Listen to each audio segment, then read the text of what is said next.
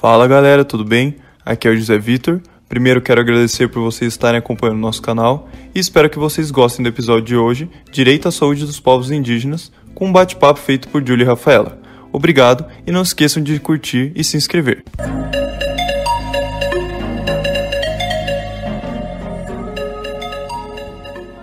Olá, saudações a todos que estão acompanhando o nosso podcast, que acompanharam semana passada e voltaram aqui para continuar aprendendo um pouco mais sobre a questão indígena e a pandemia, né?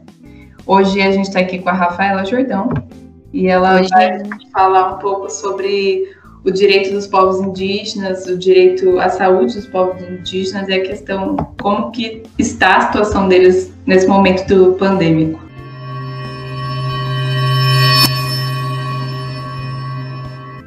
Bom, eu acho importante começar a falar que os direitos assegurados aos povos indígenas, entre eles o direito à saúde, como a Ju introduziu, esses direitos eles podem ser considerados direitos originários, já que os povos indígenas eles existem antes mesmo da criação do próprio Estado brasileiro.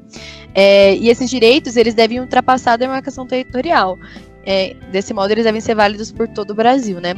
Considerando que os indígenas são cidadãos brasileiros e, portanto, eles têm todos esses direitos sociais assegurados, como todos os demais. A Constituição Federal, ela estabelece novas relações entre o Estado, a sociedade e os povos indígenas, porque ela traz avanços significativos em relação aos direitos indígenas que vão ser assegurados e garantidos. O artigo 6º da Constituição, que assegura os direitos sociais básicos, essenciais, a todos os cidadãos brasileiros, né, incluindo esses direitos. Entre esses direitos são incluídos o direito à educação, à saúde, alimentação, trabalho, a moradia, o transporte, o lazer, a segurança, a previdência social, a proteção à maternidade e à infância e a assistência aos desamparados. Todos esses direitos sociais previstos pelo artigo 6º são garantidos a todos, né, dentre eles os indígenas.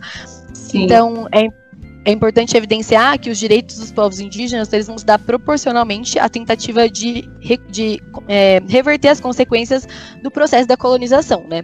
Essa questão indígena, né, é um problema mesmo na nossa sociedade, que o cidadão brasileiro pensa direito indígena. O que a gente pensa em demarcação de terra, né? Principalmente quem não é da área do direito, né? Não tem especialização, não conhece. E é muito problemático isso, né? Porque todo cidadão indígena tem direitos tanto quanto qualquer outro cidadão brasileiro. E, além do mais de tudo isso, tem essa questão do SUS, né? Que é um dos direitos garantidos aos indígenas, que é o direito à saúde, previsto na Constituição, para todos. E tem esse problema que a gente citou anteriormente, semana passada, né? Que é a questão estrutural do SUS, que... Sim. É um problema que não é só dos povos indígenas, mas com certeza afeta e muito eles também. Sim, com certeza. Então, retomando, esses direitos garantidos aos povos indígenas, eles vão tentar reverter as consequências do processo de colonização, que seriam a desigualdade e a negação desses direitos mais elementares, né? Dentre eles, esses todos que eu citei, entre eles o da saúde, que é o nosso foco principal. E, aproveitando a deixa da Júlia sobre a demarcação das terras, a lesão mais grave dos direitos dos povos indígenas justamente se refere à demarcação das terras, porque trazer essa ideia de que os povos indígenas só têm direito dentro dos seus próprios territórios é uma grande ofensa, porque os direitos eles têm que ser válidos em todo o território nacional, eles têm que ser garantidos a todos os cidadãos em todo o território nacional. É problemático isso, né? Extremamente problemático. Mostra uma certa desigualdade em relação a isso, né? Porque muitos têm esses direitos garantidos em todo território nacional e outros não. É como se você tivesse os seus direitos assegurados só dentro da sua própria casa, do seu próprio bairro, né? Absurdo. Isso é extremamente problemático. Bom, a situação indígena em relação ao acesso da saúde, que já era extremamente problemática, né? Com o aumento da contaminação de coronavírus, ela se agravou substancialmente. Eu acho que, em relação a esse aumento, pode ter muito a ver também na questão da ascensão desses governos neoliberais pelo mundo inteiro também. Com certeza. Aqui no Brasil, que com o presidente anterior, o Temer, e o atual Bolsonaro, tem tendências claras e com certeza a pauta da saúde não é um foco quem dirá a pauta indígena, né? Se a pauta da saúde já dá um foco, quem dirá os direitos dos indígenas. E isso é muito problemático também, né? Além de todas as outras coisas problemáticas que a gente citou hoje. Com certeza. Bom, a FUNAI é a Fundação Nacional do Índio, esse órgão governamental vinculado ao Ministério da Justiça e da Segurança Pública, vai ter um papel fundamental na fiscalização da execução das políticas que vão ser redigidas aos povos indígenas por todo o Estado brasileiro, e a FUNAI ainda vai ter a função de promover e garantir todos os direitos básicos e indígena e a cidadania. Bom, durante a pandemia de coronavírus, a FUNAI ela tem sido essencial para proteger os povos indígenas afetados pelo coronavírus, né?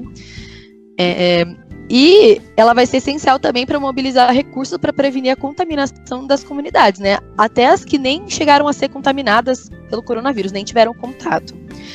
É isso, né? Ajudar principalmente na não contaminação desses povos, né? Sim, isso é bem importante, essa triagem, né? Não sei se é a melhor palavra, mas essa triagem, assim, para evitar que chegue lá essa, né, prevenção, mas é tipo uma precaução, né? É, uma profilaxia, talvez. Sim. Enfim. A FUNAI, por exemplo, ela distribuiu em torno de 425 mil cestas básicas para essas comunidades indígenas em todo o território nacional. Vale lembrar isso sempre, porque a FUNAI ela faz um trabalho com todas as comunidades indígenas de todo o território nacional. E isso é importante para mostrar para a gente que a FUNAI ela tem vista que a pandemia não afeta só a saúde física, mas também a condição socioeconômica dessas pessoas, né? E ainda é relevante registrar que a FUNAI já investiu mais de 32 milhões de reais no combate do coronavírus à população indígena. Bom, as medidas para controlar essa disseminação e para minimizar os impactos causados pelo coronavírus vão se dividir em duas frentes. A primeira é a mobilização de esforços para controlar e prevenir a disseminação do coronavírus, e a segunda consiste nos atendimentos médicos que vão ser direcionados àqueles que já se contaminaram, né? E para evitar um número maior de contaminados, o governo federal aprovou uma medida provisória que eu particularmente achei muito interessante, que essa medida provisória ela vai prever o estabelecimento de barreiras sanitárias para proteger as áreas indígenas da disseminação do coronavírus. E essas barreiras elas vão ser executadas por funcionários públicos federais, estaduais e municipais, além da contribuição dos militares. Então, o órgão federal responsável por administrar a execução das barreiras vai ser a FUNAI, e esses funcionários públicos vão ter a função de executar em si, né, esse trabalho que vai ser feito. Super interessante mesmo isso. Muito interessante, né? Eu achei uma medida muito inteligente também para combater aí esse coronavírus, pelo menos... A profilaxia que a gente estava... Sim. A Fiocruz, que é outra instituição de pesquisa e desenvolvimento na área de biológicas, para atender os pacientes, ela treinou 139 agentes comunitários indígenas de saúde, os quais vão ser responsáveis pela atenção inicial dos doentes das comunidades. Então, esses agentes eles vão fazer como se fosse uma triagem, que eles vão dar essa atenção inicial aos doentes dentro das comunidades, né? E o treinamento que é oferecido, ele possibilita que os profissionais de saúde, como os médicos, os enfermeiros, se desloquem com maior assertividade para as regiões mais necessitadas. Ou seja, é um serviço mesmo de uma triagem.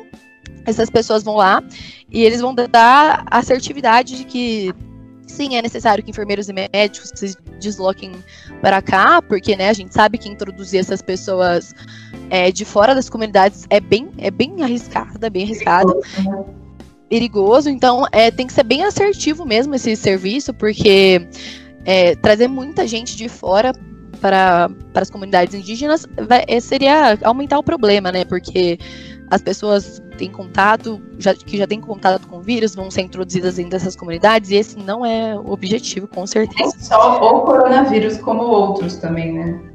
Sim. Essa comunidade pode não ter entrado em contato. Sim, isso mesmo. E além disso, a Fiocruz ela distribuiu vários testes para diagnóstico da doença, e isso, a consequência disso é um mapeamento mais preciso do coronavírus nas comunidades, como eu já disse, né? Então, a partir desses testes que eles disponibilizam, eles conseguem fazer um mapeamento do coronavírus nas comunidades. Então, tipo, o coronavírus, como ele está se desenvolvendo, está tá incidindo em cada comunidade indígena.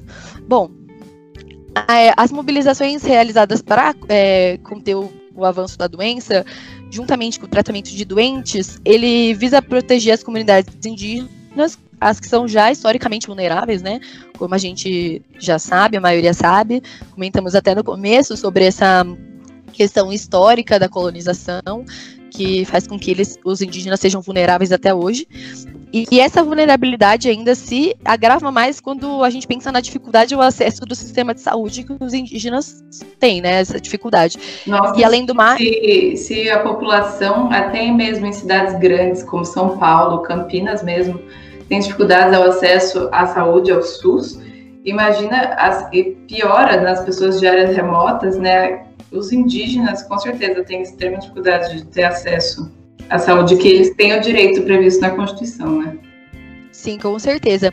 E outro fator que vai agravar essa vulnerabilidade é o aumento das queimadas e do desmatamento, né? Que a gente já disse que isso tem total ligação com essa questão dos indígenas, por, né, serem os seus próprios lares e tal. Bom... Além de tudo isso, eu acho bem legal a gente reiterar a questão estrutural que a Ju falou no começo, que vai fazer com que o isolamento social dos indígenas e tal seja extremamente complexo, porque é por toda essa questão estrutural que tem por trás, né? Como fazer as pessoas ficarem dentro de suas casas, se dentro de suas casas não tem todos os serviços que elas precisam, tudo que é necessário, né? Sim. Então... eu acho bem importante reiterar isso. E como o isolamento social é uma medida preventiva fundamental para o controle do coronavírus, essa questão estrutural ela se mostra cada vez mais de grande dificuldade, né? Além de tudo isso, eu acho importante a gente pensar que os indígenas mais velhos, eles estão morrendo. Isso é uma perda imensa, porque eles guardam conhecimentos únicos, eles são transmitidos de forma oral, muitas vezes, e apenas de forma oral. Então isso é de grande perda, porque muitas vezes só eles têm esse tipo de conhecimento, e eles também têm papel importantíssimo na organização social e na religião, cultura desses povos, né? Então eu acho importante... Eles carregam a cultura, né? Sim, então é de grande perda que esses indígenas mais velhos e até mesmo os líderes, eles estejam morrendo, né? E eu acho que a gente tem uma responsabilidade aí, porque cada vez que tem um surto de doença, todos os indígenas têm um risco de genocídio mesmo, então a gente tem uma responsabilidade com esses povos que já são mais vulneráveis, então acho que a gente deveria pensar em medidas para... conter aí esse coronavírus, como esses órgãos governamentais que a gente citou já estão fazendo, para controlar ainda mais, para que eles não morram mais, para que o tratamento seja feito de forma mais assertiva, né? Sim, e para que eles também possam ficar de um jeito seguro, todos os seus direitos com os seres humanos garantidos, também fazendo isolamento social, né? Por isso a cesta básica até da FUNAI. Muito importante isso também. Sim, é muito importante mesmo. Bom, eu acho que hoje a gente fica por aqui. Era isso mesmo? Justo, tem mais alguma coisa a dizer? Não, eu acho que por hoje é só. Semana que vem a gente vai falar um pouco mais dos povos indígenas e o coronavírus. E é isso. Muito obrigada por ouvir esse podcast. Obrigada, gente. A gente espera ter causado certa reflexão em vocês, para vocês pensarem sobre esse tema tão polêmico, né, e difícil. E é isso. Até o próximo episódio. Tchau, tchau. Tchau, tchau.